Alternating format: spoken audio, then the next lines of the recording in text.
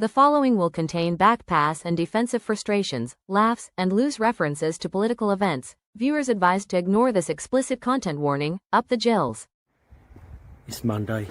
It's 8 p.m. It's the Monday assessment. And your people gather round your town when things are on the up or things are falling down. Celebrate the high times, stay passionate through the lows, find strength in the chaos, no matter which way it goes. It's not easy being blue. Heartbreak comes in many ways, the hardest times, the darkest days, but all these things get washed away with us, with us. The highs might not come every day, but memories do, and memories stay. Enjoy that moment anyway with us, with us, with us.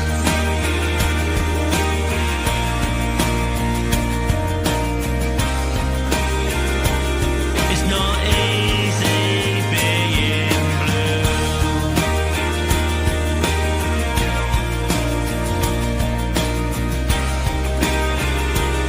It's not easy being blue. Saturday, the Gills travelled to Shrewsbury and produced a 3-3 draw so chaotic it made the Chancellor's budget look positively well balanced. 6 goals, end-to-end madness, and more late drama than a politician trying to explain where the money's coming from. The headline? The real headline wasn't just the goals, it was the return of Gareth Ainsworth, back in the dugout after heart surgery, like some sort of rock and roll cardiology miracle. The man's barely been back 5 minutes and already the game's giving him heart palpitations. We had passion, we had panic, we had defending, so loose, it should probably be taxed as a windfall. Even Rachel Reeves would have looked at the back line and gone, lads, that's unsustainable. So grab your tea, your budget spreadsheet and your defibrillator of choice, because we're breaking down every goal, every gasp and every moment where Gareth Ainsworth probably thought, blimey, maybe I should have stayed in recovery one more week. This is a view from the Medway Fancast, in partnership with Gillingham FC Supporters Club, Sports Social Podcast Network and Her Game 2, and sponsored by none other than Snodhurst Car Sales and Service Station and Wicked Creative. The only podcast brave enough to tackle the terrifying issues of modern Britain, Gillingham's defending. Where the football's unpredictable, the humour's questionable, and the only cuts we support are the ones to our opponent's goal difference. So without further ado, I'm delighted this evening to be joined by Mr. Warren Taylor. I am joined by Stuart Lewis and Ollie from Week's Football Finds. How are we this evening, gents? Good, thank you. Evening all. Yeah, evening. So we will quickly touch on, before we get into the views news, we will go for our Guess Who. So the Guess Who player this week played for Hartlepool, he played for York, he played for Gillingham, he played for Brighton, and he played for Bury, and in no particular order.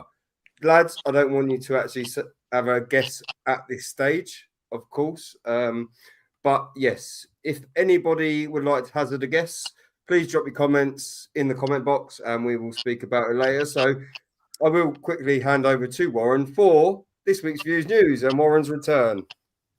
Yeah, good evening. Good to be back. Had 3 weeks off. Too many disciplinary issues. Chris dumped me for 3 weeks.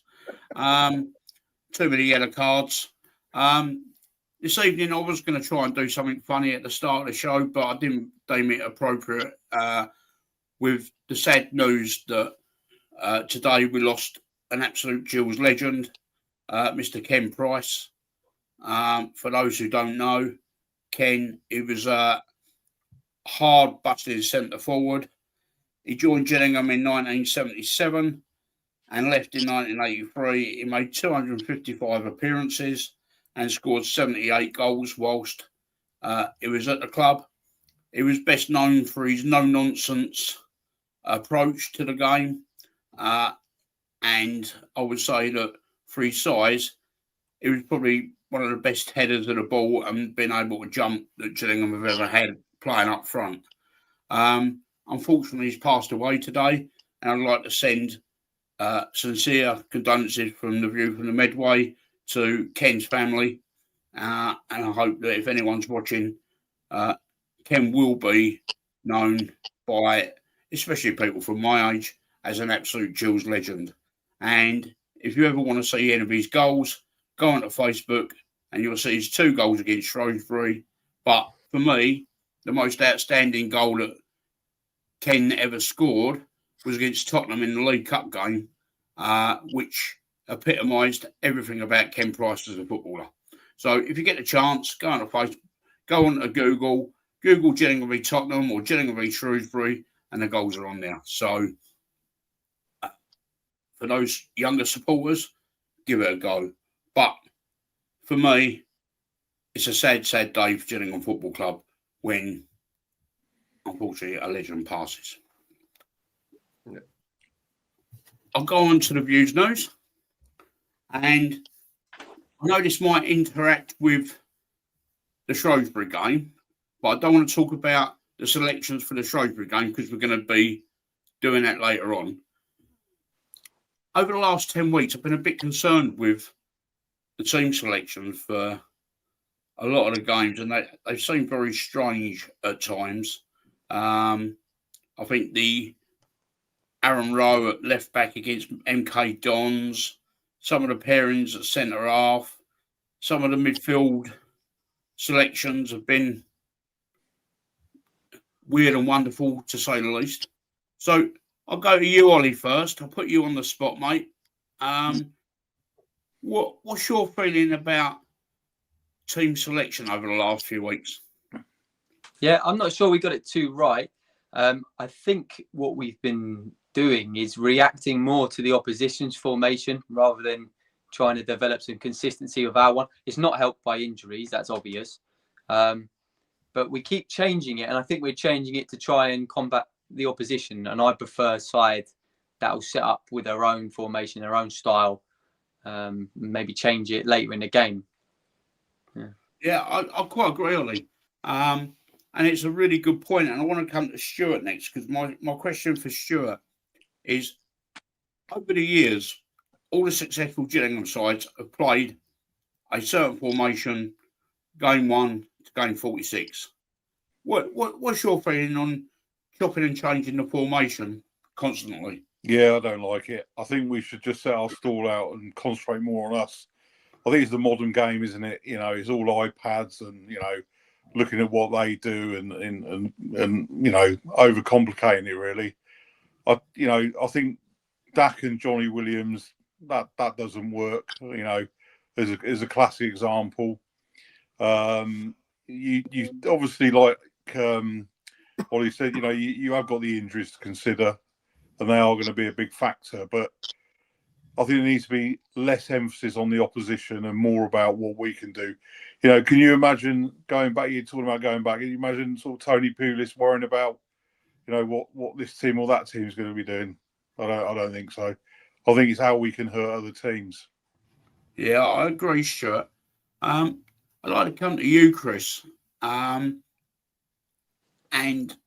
my question for you is, within the team selections that we've produced, what do you think have been the 2 main errors that have caused us to digress as a You mean positional wise? Yeah, well, or two team selections over the past 10 weeks that you think have been absolutely wrong that has made us digress. I think trying to play a back 4 when you don't have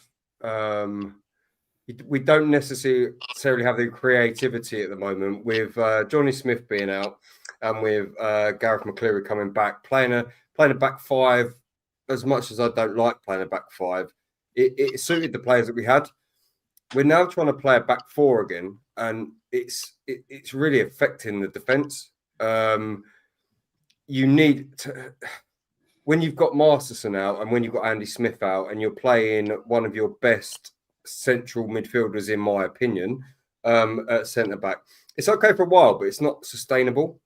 And I think that playing a back 5 at the moment would probably be the better idea.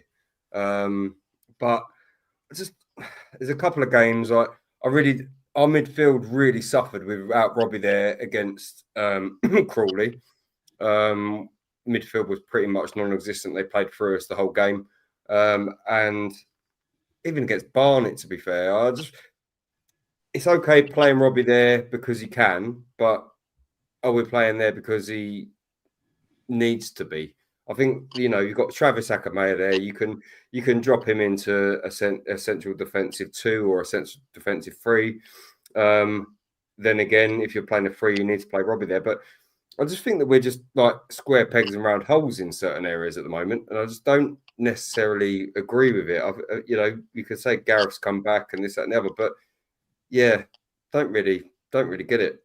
Yeah, I mean, my take on it is, I don't think Gareth knows who his best 11 is. And where he doesn't know where his best 11 is, I think he chops and changes to suit the personnel that are either injured, suspended, or whatever. But surely, if you know your best 11 is, all you do is you take one of those that are out the 11 and put them in place of whatever. Now, I understand if Johnny Smith and Gareth McCleary are both out injured, you can't play with wingers. I get that because we haven't got wingers. Right? We probably might have Aaron Rowe who could step in for one side, but you haven't got another winger. But I just find the fact that we don't know our best 11 and we chop and change isn't doing the players any good at all. No. Because at the start of the season, when we was on the run, we had a set formation, and that's how we played. Yeah. And it's just baffling for me. And I'm sure when we come on to the Shrewsbury game, I'll be able to explain myself a little bit better. And as Stuart alluded to, playing Dak and Williams in the same team is just horrendous. No. Yeah, but then we talk about, don't we, Warren? We talk about consistency in players' games. We also have to talk about consistency in formations.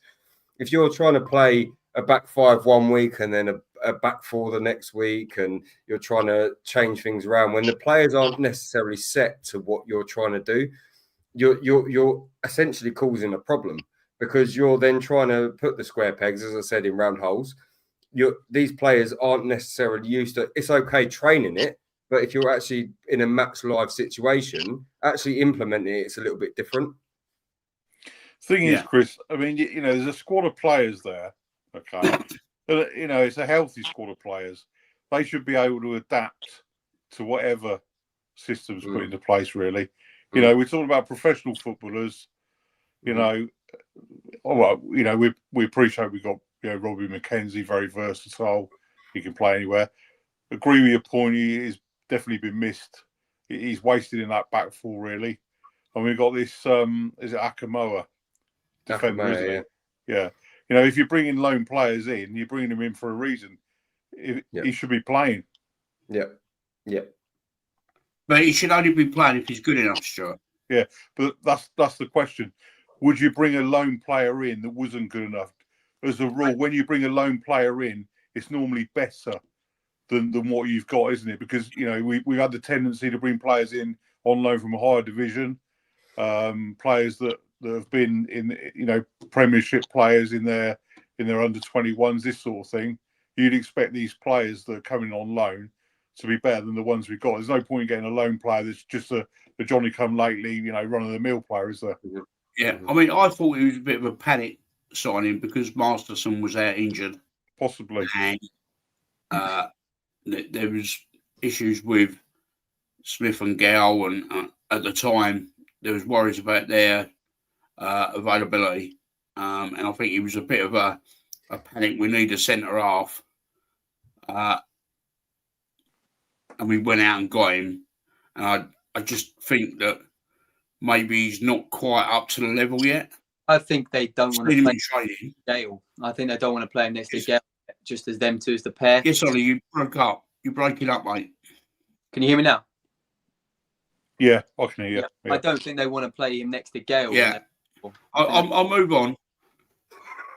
He can't hear him. I can't hear you, Ollie. Sorry, mate. So I'll move on. I'll move on to the fan zone. Now, couple of weeks ago, I've been waiting to put this into the views news. It's not last week's news, but I want to talk about a fan zone.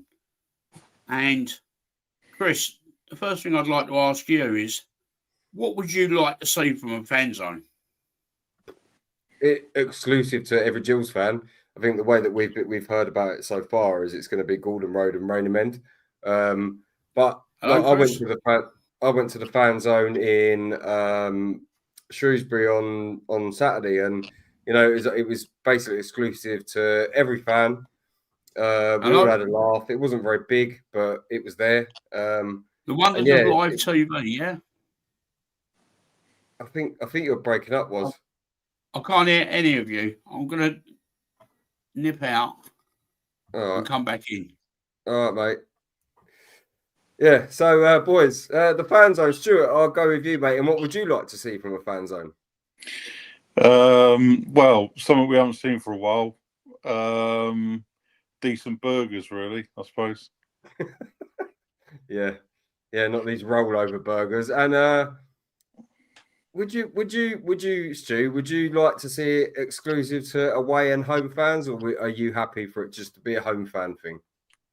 I think a lot depends on the opposition, doesn't it? Really, you know, if we're playing Harrogate Town or a team that's not bringing too many supporters down, I don't see it as a problem. Yeah. If it was, if we're playing Swindon, can you imagine that lot in the fan zone? You know, Jesus Christ, it'd be murder, wouldn't it? Well, they do deal with it in the Southern Bell quite well, apparently. But I think it just depends on the opposition. I think, at the end of the day, from a football club's point of view, it's all about generating revenue, isn't it? So you want to get as many bodies in there as you can. Yeah. But you obviously need to use a bit of common sense.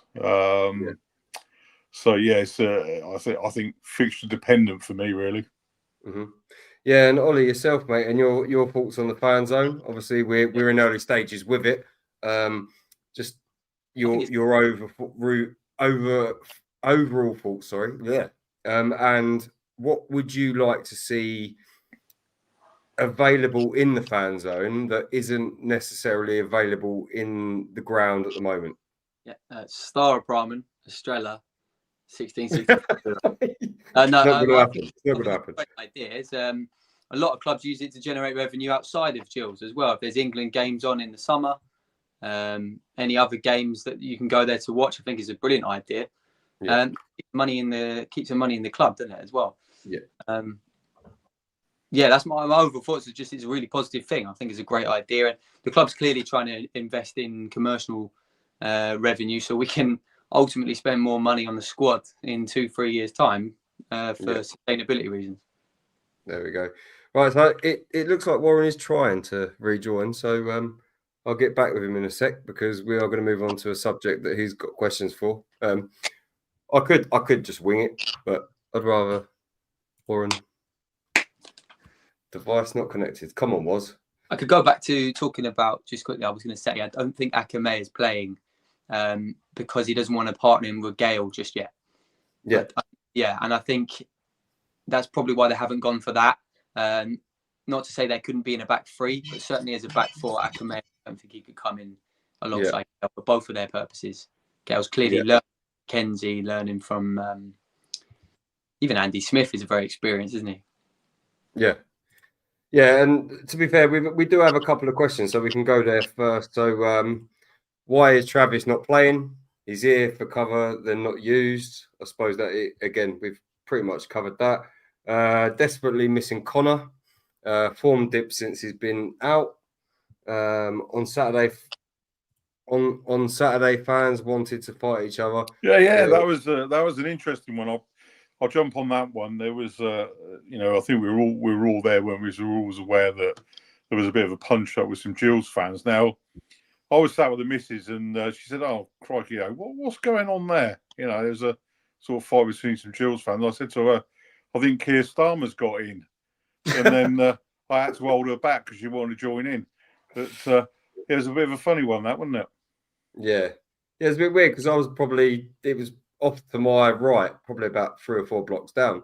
And then at half time, I saw a few people looking a bit aggravated. I didn't even know what it was about. But I don't know. It's a bit strange one. Anyway, we move on from that. We don't need to make it a big deal. So we are going to quickly talk about fan zone vegan food for my partner. We've got fighting each other. We've got pay your broadband, Warren, as he comes back. Hey, Here he is. Honestly, everyone just went totally blank on me, and then cleared off, and then I had to go and reboot. Yeah, right, mate. So I'll hand it back over to you, and we're on Sky TV. Is it worth it? Yeah, I just wanted to say for the fan zone, right? I think the opening times are rubbish. I'd like to see it more of a social club than a fan zone type thing, and I will talk about it again when my internet's paid for. So go to Sky TV. Oh, he's gone again. Oh no. Oh dear. Pay your broadband, Warren. Pay your broadband. Right, so with Sky TV, I suppose I'll go with this one because Warren's frozen. So with Sky TV, is it worth it? For me, it is worth it because you're sitting there and everyone keeps banging on about how we should be more within the public eye at this level. So Sky TV, is it worth it? Obviously, we do miss out to certain degrees with timings. Some people have to work. Some people can't make games because of them. So, Ollie, I'll go with you, mate. Yeah. And do you think that the timings offsets the exposure that League Two gets? It's really tricky, isn't it? Because if I look at it from a personal perspective, it's very frustrating. I don't like 12:30 kickoffs. I think the 5:30 is not as much of a problem. I think travelling fans can get there. But then it must bring in a decent amount of dough, and that's what we need. So I think the sustainability reasons for a lot of clubs at this level, maybe that's the dough that's keeping them afloat in a lot of places. Yeah. Yeah, so Warren's back with us. So Warren, we are on Sky, and I've just asked Ollie a question of does the unfortunate timings offset the exposure? I think he's struggling again.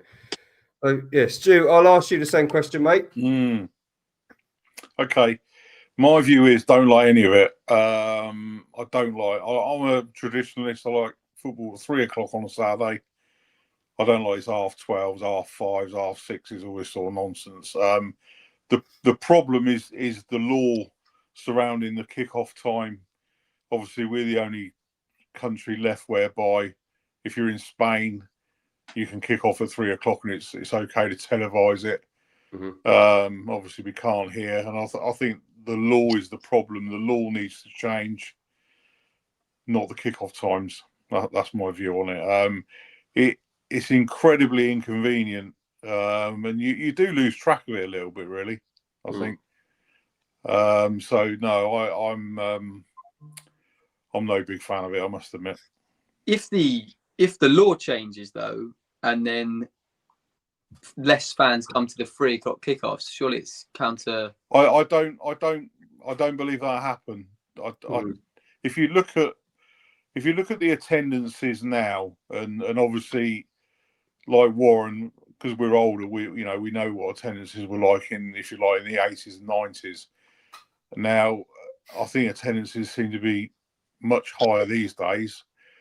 I don't think that the TV exposure, which there's a lot more, bearing in mind, when we were growing up, so obviously me and Warren, your TV football was a cup final, the match of the day and the big match. That was it. Live games, never saw them. Yeah. There's no live football.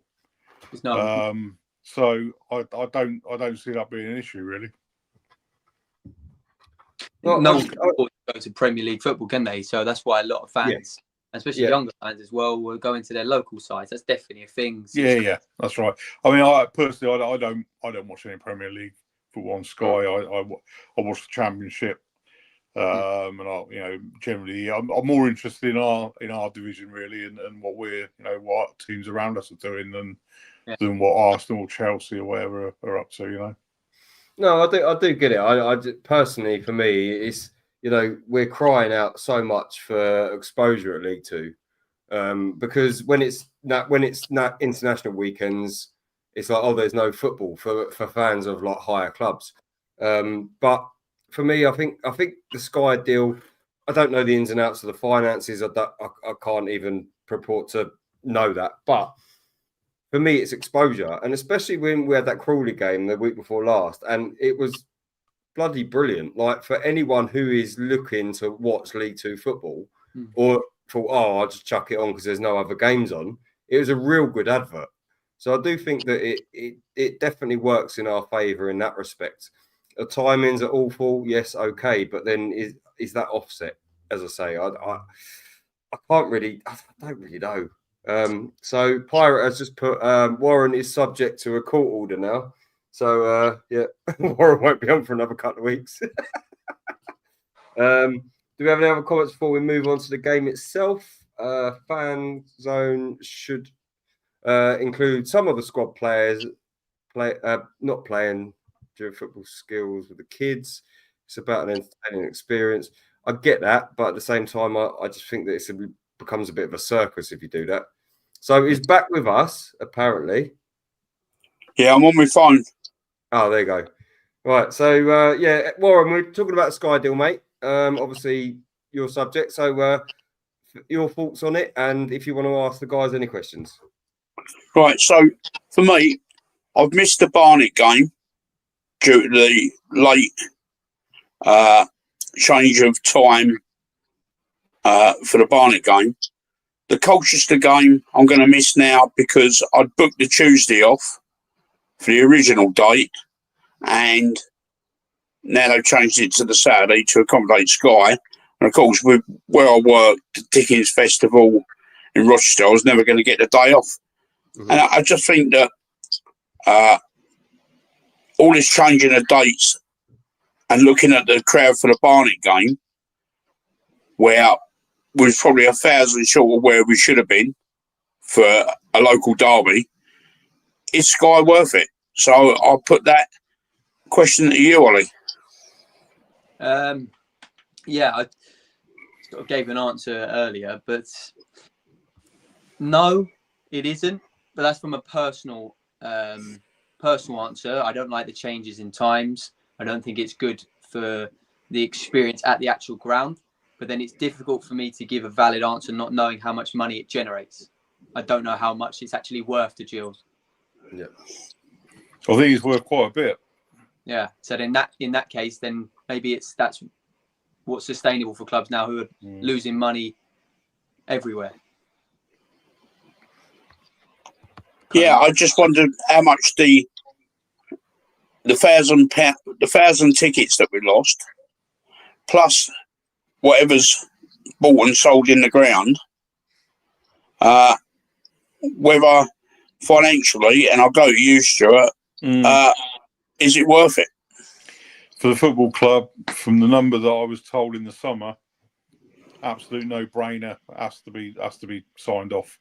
There's no club in League One or League Two that are going to say no to what they're getting out of Sky. That's the first thing.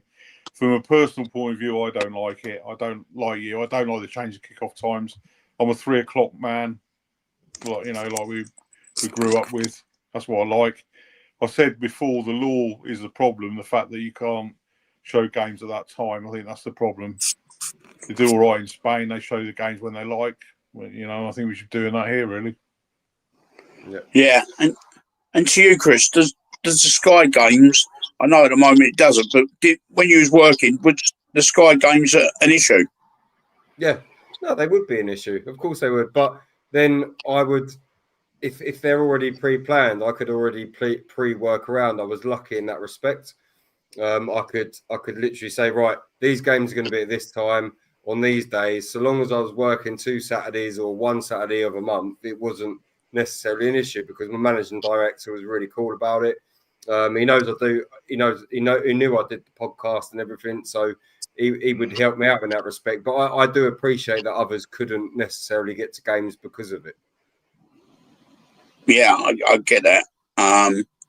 For me, if you're going to change, well, I don't think anything would ever work that would appease everyone. But I just think that not everyone has every Saturday off, or not everyone has a Friday or Thursday off. So whatever they change it to is never going to work, is it?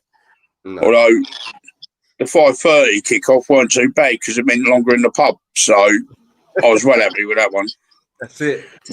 Anyway, that's me finished for today. I'll let you crack on with the Shrewsbury game, Chris. Yeah, so we go straight into our lineups, boys. So we had Jake Turner in goal. We then had a back four of Max Clark, Robbie McKenzie, Sam Gale and Romeo Hutton, with Ethan Coleman and Johnny Williams in front of them. Then an attacking three of Seb Palmer-Holden, Bradley Dack and Gareth McCleary, with Sam Vokes starting for the first 20 minutes at least up front. So I'll go with you, Ollie, and your thoughts on the lineup going into the game on Saturday when the lineups were released at 1:45. Yeah, I think it's a bit cliche, well, less cliche, but quite common. I don't agree with Dack and Williams in the same lineup. I just think just legs, energy. I think one player of that sort is needed. And we've got this ongoing problem, I think, where we don't have an out-and-out left winger, or we may do, on the bench that isn't ready to start. And it means that sides can just press right onto our right-hand side, show the ball that side, and then we've got nowhere to go with it. So every time Max Clark gets the ball, he's got no one to pass to. There we go. And Stu, your thoughts on the lineup, mate? Yeah, I've got to agree with Ollie. I said it before, Dack and Johnny Williams. You know, we keep suffering this week in, week out. Doesn't work. You know, when's the penny going to drop? No legs, no pace. Not for me. We need to mix that up a little bit. McKenzie wasted in that back four. We got the boy on loan. Akimoa, let's see what he's made of. Let's get him in there. Yeah. I think that's right, Warren. Don't you? And you know, McKenzie. I think McKenzie's okay there as a stand-in, but I don't think McKenzie's a centre back. But without going into the game too much just yet, do you feel that McKenzie being there, potentially considering both of their goals came down that side, could have been because he's not used to being there? Yeah, I thought it was a bit more lopsided of a formation than that. I think our left side was woefully inept in helping Max Clark cover, and Shrewsbury seemed to bomb two players on Max Clark throughout the game. But if we're just talking about formation, I mean, my biggest surprise is folks playing ahead of Andrews. Yeah, I just don't see that. I can get folks coming off the bench and helping with the game in certain situations with 10, 15 minutes to go. But I cannot see for the life of me how Andrews doesn't start in front of Oates. I'm sorry. Yeah. It just provides us with more mobility, more muscle, and he's just a better all-round player at this moment in time in Sam Vokes' career. But Vokes to come on the last 15 minutes once Andrews run his race, I've got no problem with that. But Andrews should be starting. I'll go on to some of the formational stuff when we start talking about the game, first half and second half, because there's something that I just want to mention that I picked up on Saturday. Yeah, no worries, boys. So we will actually move on to the game itself. And I do want to, I'm going to do it in a different way this week because I want to sit there and be like, you know, we all talk about a certain issue and then I'll go with one of you for your overview. So what I'll do it in a way of, we'll all talk about the back pass and Stu can give his overview. We'll all talk about the Andrews trip and then Ollie can give his overview. And then the Shrewsbury, it all seems to be, the issues seem to be in the first half. So we'll do that and then we'll all just expand on the second half afterwards. So let's all talk about the back pass to begin with. For me, it was a back pass because, you know, he's not intentionally going to kick the ball to where it went. It was meant for the keeper for me. So, Stu, I'll go with you on that, mate, and your thoughts on the back pass. Yeah, I didn't think it was. I disagree on that one. I can see what you're saying, but I was amazed actually when that was given as a free kick. I must admit, Yeah. it didn't look deliberate. If it was deliberate, it was very clever. Yeah, yeah. And Warren, yourself? It was never a free kick. How many times if you're going to pull that one up, you can probably pull up half a dozen every week throughout the leagues. There was no way I intended back pass. I thought Turner was well within his rights to pick it up because the quid pro quo is that's what happens. It doesn't go direct to the keeper. It goes wide of the keeper because no one's there, Shrewsbury player-wise. He's gone and picked it up.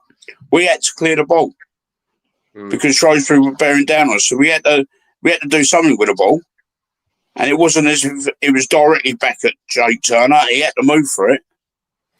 Yeah. So I thought it was one of many poor decisions by the referee, and I'm not going to ever go to the referee because I thought second half he actually refereed quite well. But first half, I thought it was awful. Yeah, but then I suppose you can caveat that with, I said it again. You can caveat that with the fact that, you know, that pass was meant for someone, right? It weren't just putting it into that area for no reason. So therefore, for me, Ollie, I did think it was a back pass because you look at the laws of the game, and if you think about, you know, the level of player we've got, you're not passing that back for the sake of passing it back. You're passing it somewhere. It might be accidentally on purpose. He mishit it. It was he tried to hook it. Obviously, I've logged it, so I had the benefit of being able to replay it straight away. And Dak tried to hook it. He's mishit it. It's not hooked it. Touched off. And Turner was well, in my opinion, Turner was well in right to just pick it up. And I thought it was a really poor decision, which ultimately led to a goal. Yeah, no, he was, mate. And Ollie, I'll stay with you with that. Like, he got absolute pelters.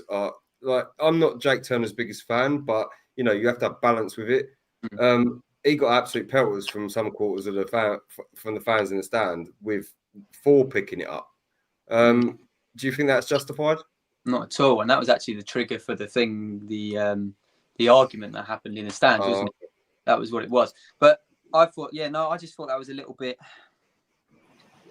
Well, if you were watching it, I think if you was watching it properly, then it wasn't a back pass, and it's not his fault. It was a poor decision, and you can tell by the players' reactions. None of the Shrewsbury players really went for it, and I just thought it was a poor decision and unjustified criticism of Turner on that one. Yeah. So I was going to do it that way, but we'll do it with the incidences first, actually, and then I'll go for your game overview on the first half.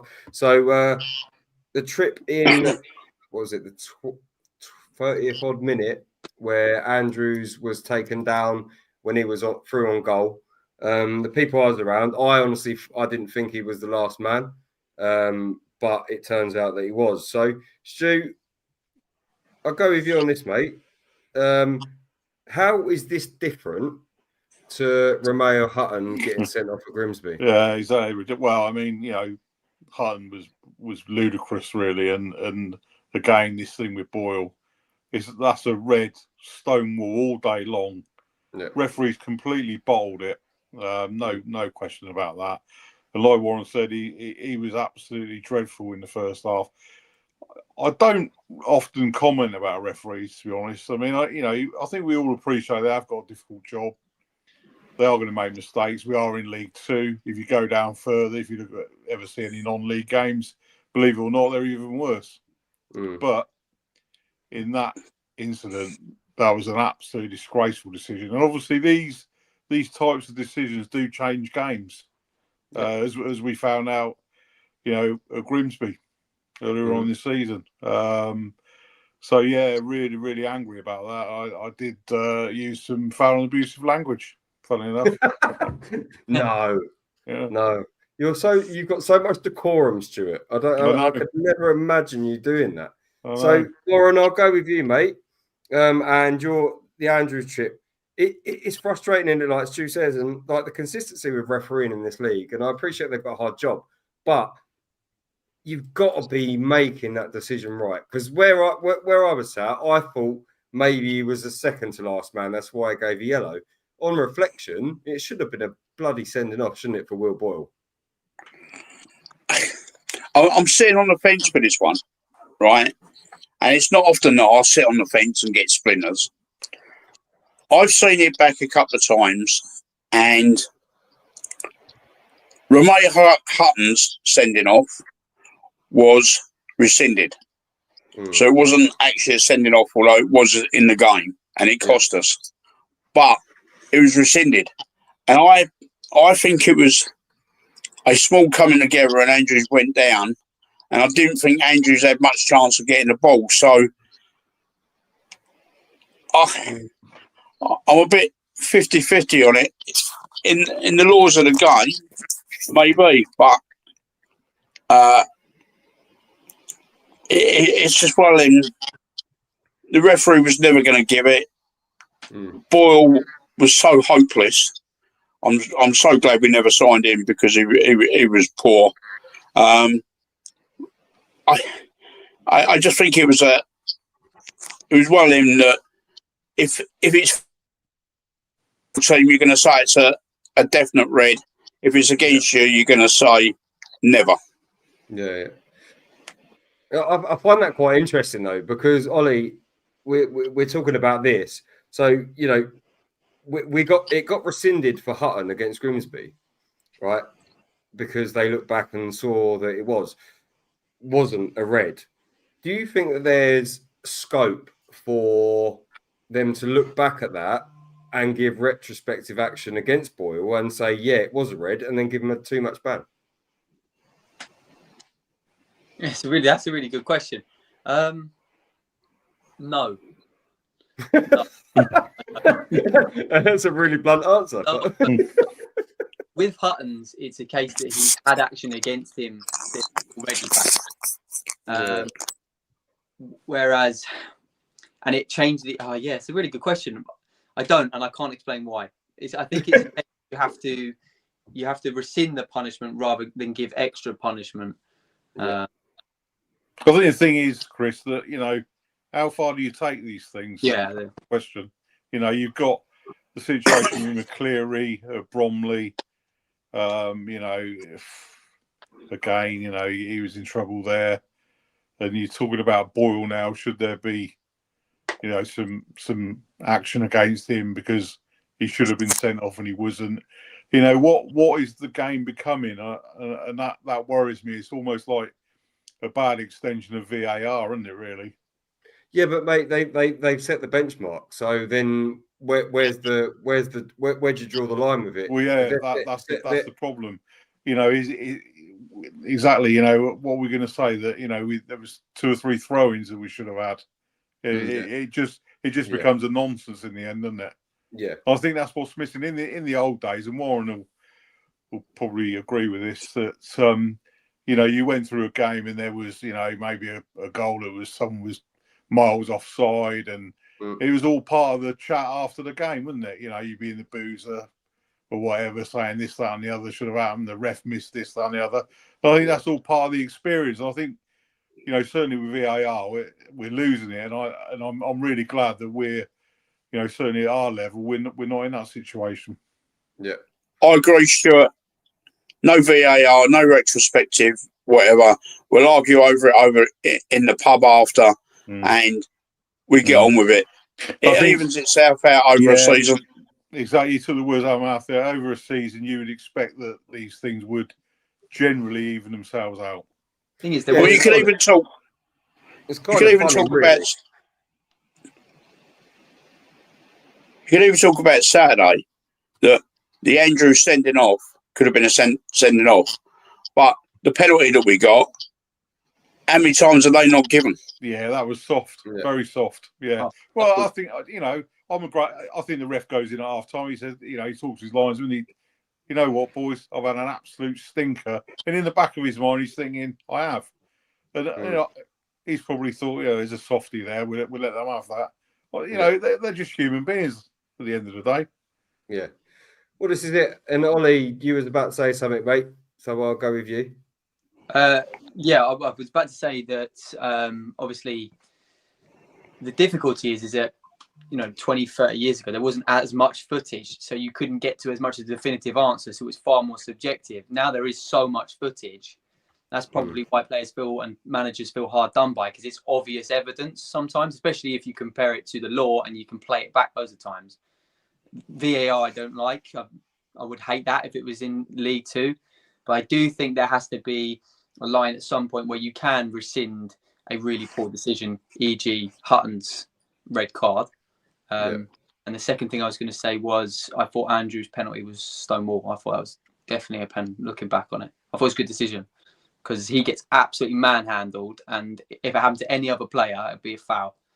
The thing is, Ollie, do we see that every single week? You've only got to look at coverage of what goes on in the box when a corner comes in, when a free kick comes in. They're all over each other like matches, aren't they? And they're all at it. It's not just one team or another. Everyone's at it, blocking off. You only got to look at that goal. I think it was last season at Accrington, where I think it might have been Aimer.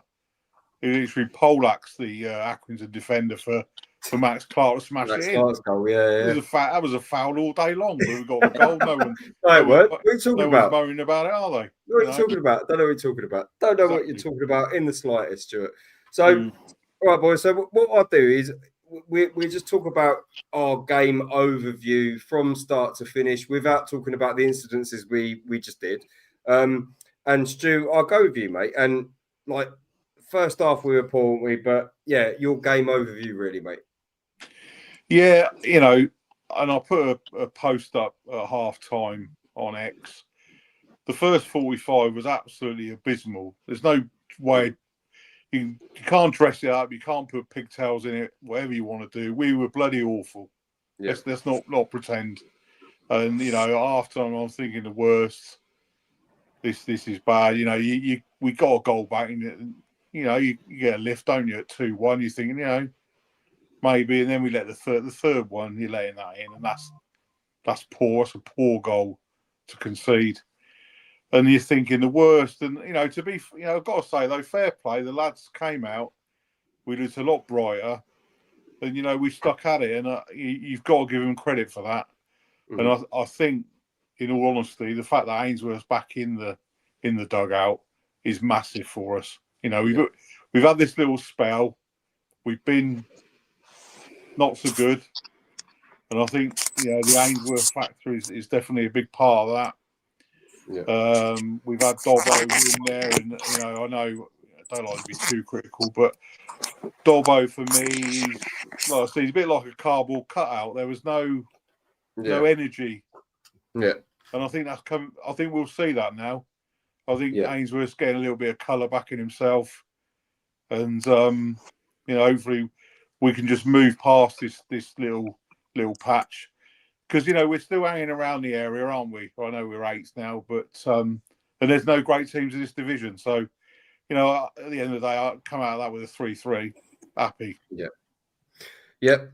And Warren, yourself, mate, and your overview of the game as a whole. I was quite surprised with the absolutely shocking defending produced from us in the first half, considering we've got the best defensive record, second best defensive record in the league. I just found it was just they cut through us so often, and it was ridiculous, mate, wasn't it? Yeah, this is where Johnny Williams can't play in the centre of midfield. He lost the ball on numerous occasions, dives on the floor, doesn't get back up to get back.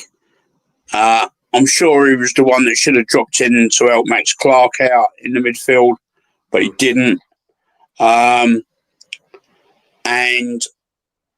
for me, it looked like McCleary was played on the wing just to get him in the team, which left a bit of a balance down our left-hand side because McCleary played out right. Palmer Holden, Vokes and Andrews both played up front, definitely. I thought Turner's Angles was horrendous for both goals, second and third. I don't think he could have done much about the first goal personally. It was just a lucky bounce and trickled in, and it happens. But for me, the second half, the improvement was Benny came on and helped Max Clark out a lot more. So he was a bit stronger down that left-hand side. And Dak played in a much deeper role. So to me, Dak played like a quarterback. And for me, it was the best Dak's played, best half of football Dak's played, because all he did was spray the ball around beautifully. He was getting McCleary into the game more often. McCleary was hurting their back four, and he just looked a bit more cohesive with Johnny Williams out the side. And to be honest, I'd have taken Johnny off at half time. How he came out second half was beyond me. And I think that could have been done better. But defensively, we was all over the place. We're not good enough. We're a distinct average side. And if you're going to look at playoffs and promotions, you got to go to places like Shrewsbury and win. I know they'd won the previous 3 at home, but they were crap. Let's not get away from the fact Shrewsbury were rubbish. And the fact that we was even worse second half was testament to how badly we played first half. Because second half, we literally murdered them, right? But to give a team 3 goals at home in the first half is criminal. Sorry. No, definitely, mate. And Ollie, go with you, mate, and your overriding thoughts on the game quickly before we move on to Phil's thoughts and our man of the matches. Yeah, well, it's individual errors that cost us in a game that I thought we dominated. I also thought we dominated the first half, but we just got individual errors. Williams' error, Mackenzie got turned inside out. I thought Turner was he wasn't at fault for any of the 3 goals. I thought he could have done better with a 3rd goal only. The 2nd goal from my angle was rifled in. And I thought Kumbeni and Sereno coming on gave us a lot more balance on that left side, which ultimately gave McCleary more space on the right, which led to our 3rd goal, didn't it? Yeah. Anything else on the game, boys, before we move on to Phil's thoughts? No, I'm good, mate. No, right.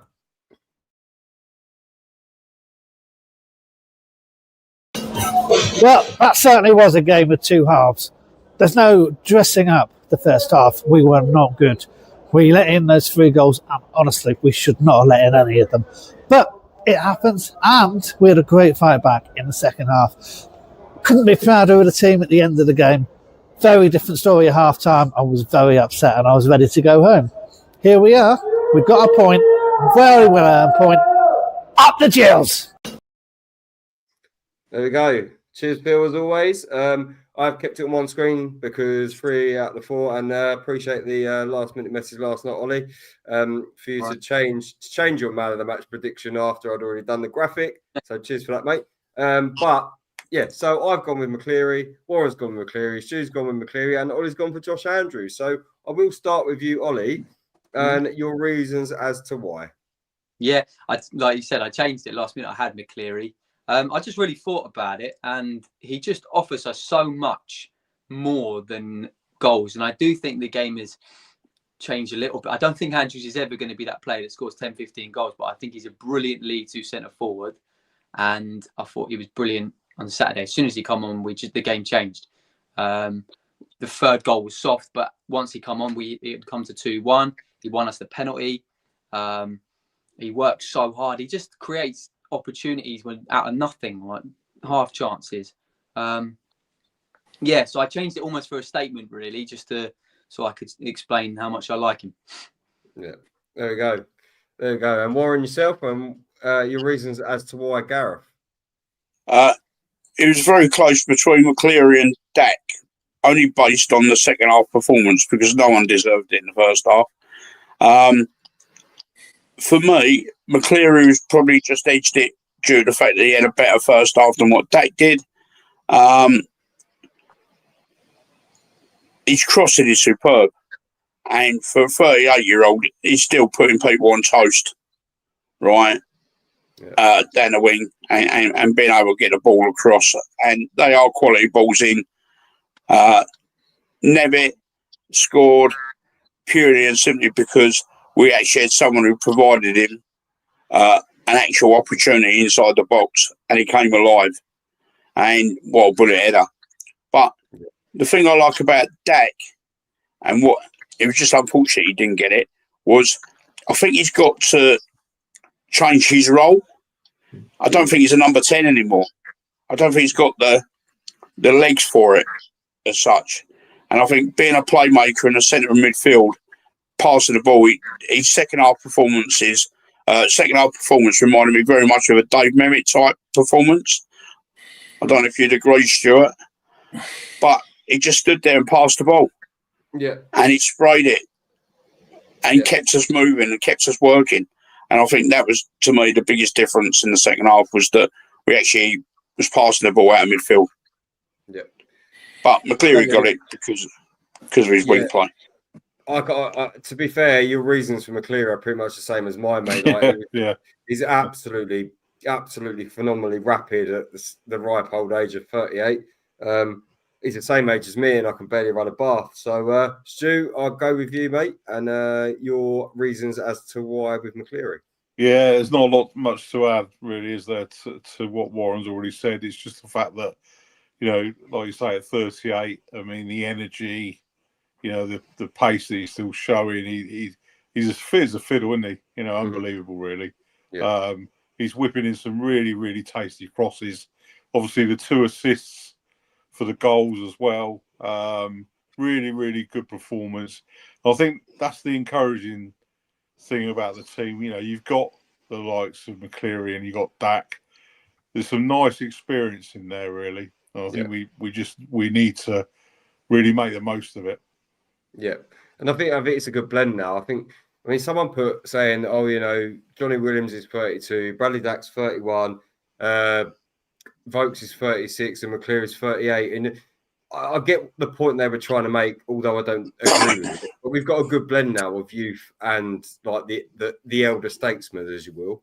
I think that the blend is there. We just need certain players to come back from injury, certain players to be fitter, and I definitely think we'll be all right this season. But before we move on to our Guess Who guesses, we will be, as you know, we have German Jill's Goal of the Month, so we'll be doing that quickly. So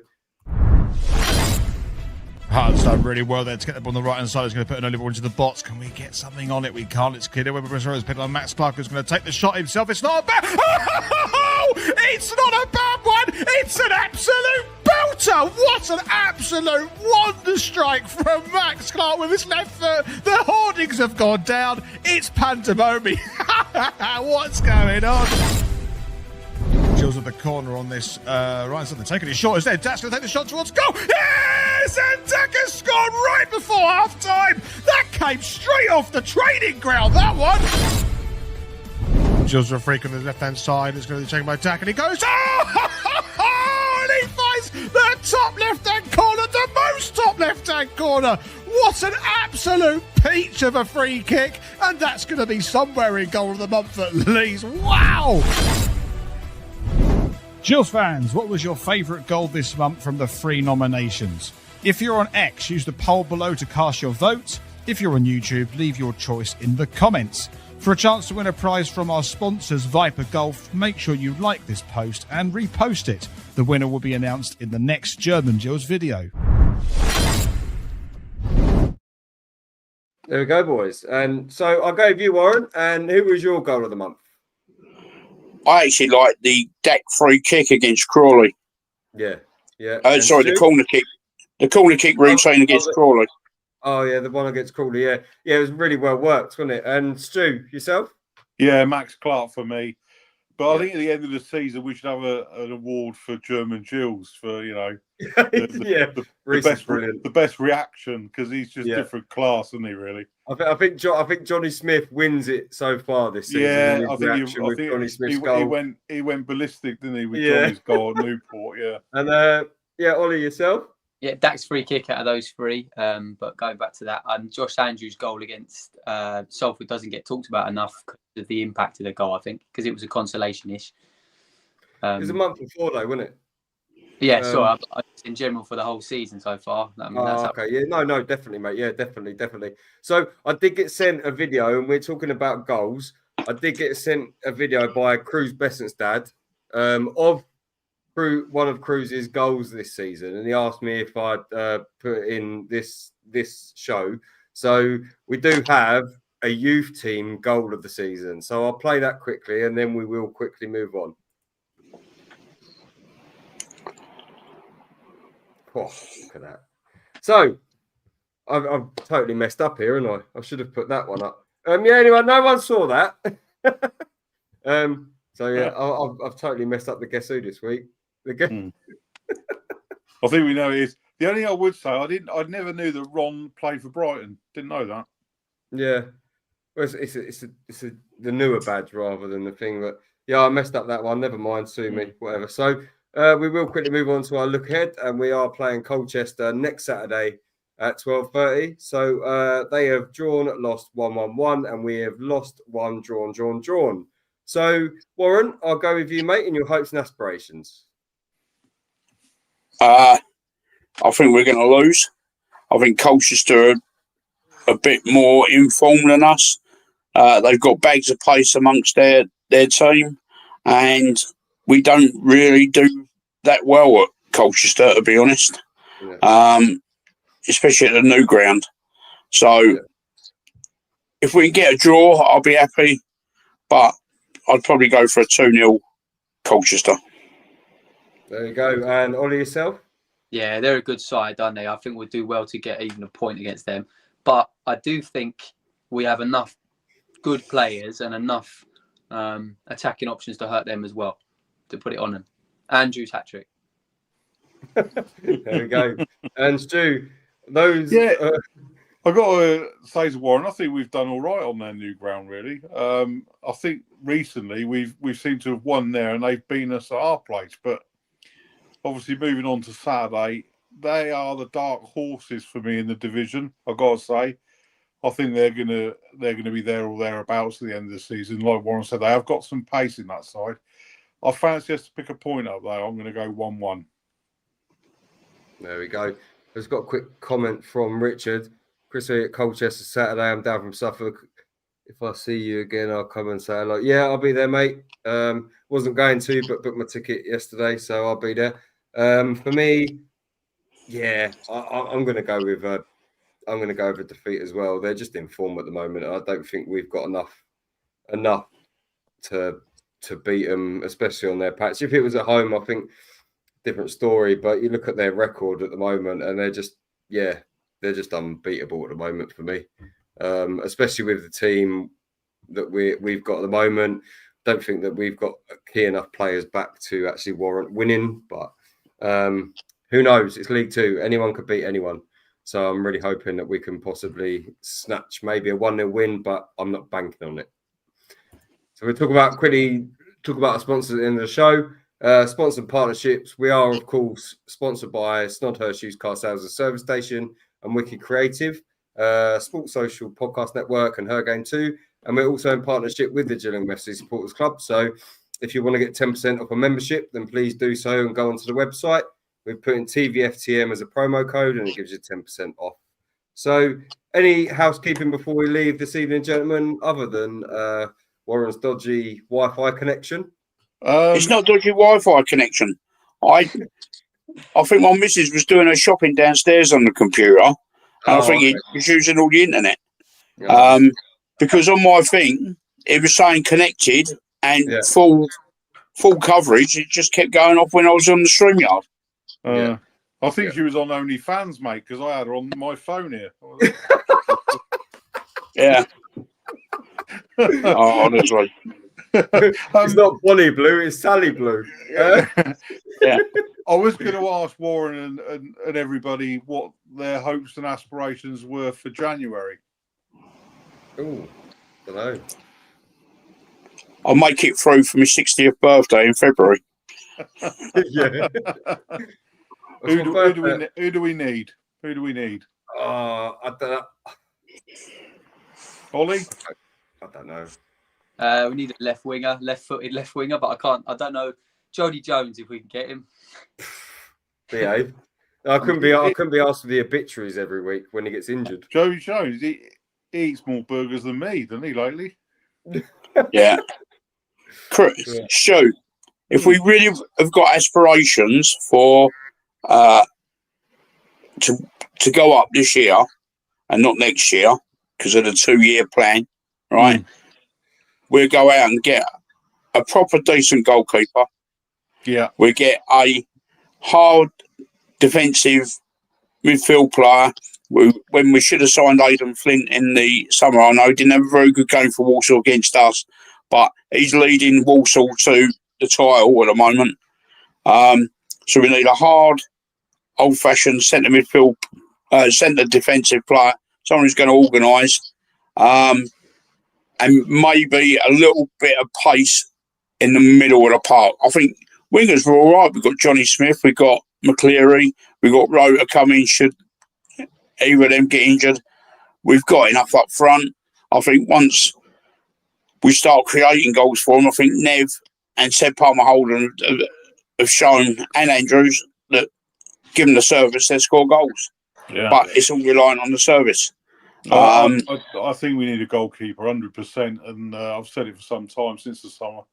And I like the look of that Gab Breeze at Carlisle. He's fantastic, young keeper. He's better than what we've got. And there's a lot of, obviously up as you know, I'm up this way. A lot of clubs were looking at him in the summer, but he's still at Carlisle doing really well. And I'd like to see him come in. Yeah, as I say, they're the sort of 3 players I think we need. We need some pace in the centre of midfield, hard leader, big leader at centre half, and a new goalkeeper. There we go, boys. Mate, I don't know. I think I'll wait till the end of the season before we get a new goalkeeper because I still think that Glenn Morris is good enough for this season. We do need a new goalkeeper long term. I won't disagree with that. I think, a bit of pace in the middle, but then who do we sacrifice to get that more pace in the middle? At the moment, I don't really know. I'd like to see it play out over the next couple of games and actually see what we do need in that area. I think if Kambene can get fit and Kambene's improving, then he does offer you that pace as well as a bit of physicality. I think a lot depends on how the Gallington see this season because, we all know it's a weak division. There's no great sides in this league. It was the same last season. Obviously, the season before we had Wrexham, we had Stockport, Mansfield was stronger. I think next season's going to be stronger. I fancy Carlisle will come back. I think York have got a good chance of getting promoted. 2 teams with some big money. I think it'll be tougher next year.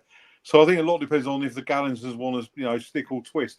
They want to get the checkbook out and think, we've got a chance here, or they're going to just stick with a 2-year plan. I think that'll be the key to it. No, I agree, mate. But, right, boys, if we got nothing else, if there's nothing else to be said, then obviously you can join us on the Facebook group at the View from Medway. Follow us on X at the View from Medway Fancast or at TVFTM, or you can subscribe to the View from the Medway Fancast on YouTube. So if there's nothing else, boys, then we will leave it there. I do really want to say thank you to everyone that's put comments in tonight. I couldn't read them all out because there was actually loads tonight for us. So I couldn't read them all out. So I do apologise. But if there's nothing else, then we will leave it there. And I've been Chris. He's been Warren. He's been Stu. He's been Ollie. Good night and up the Jills. The View from the Medway.